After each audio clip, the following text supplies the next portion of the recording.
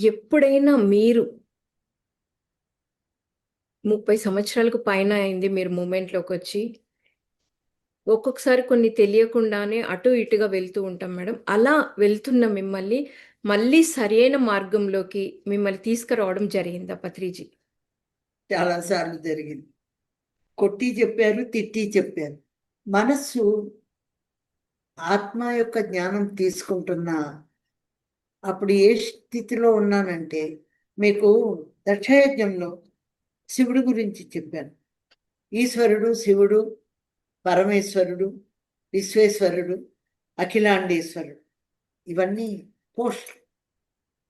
మరి పరమేశ్వరుడు అపారమైన ధ్యాన సాధన చేసి గణాలందరినీ క్రియేట్ చేసుకుని పార్వతిని వివాహం ఆడి పార్వతి చనిపోగానే పార్వతి పార్వతి అని ఏడ్చాడు.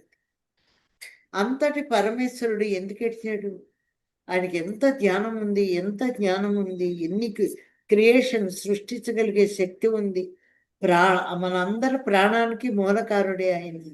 అలాంటి ఆయన భార్య మళ్ళీ తిరిగి పుడుతుందని తెలిసి మరణం లేదని తెలిసి కూడా దుఃఖించాడు. ఆ స్టేజ్లో ఉన్నాను నేను.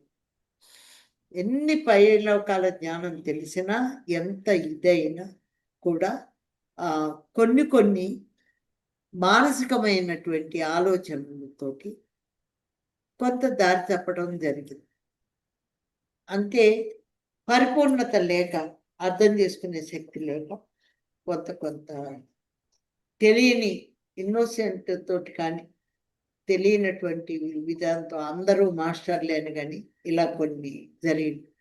అప్పుడు ఆయన చాలా కఠినంగా శిక్షించారు. శిక్షించడం అంటే మనస్సు బాధపడేలా చేశారు. అంత అర్థమైంది.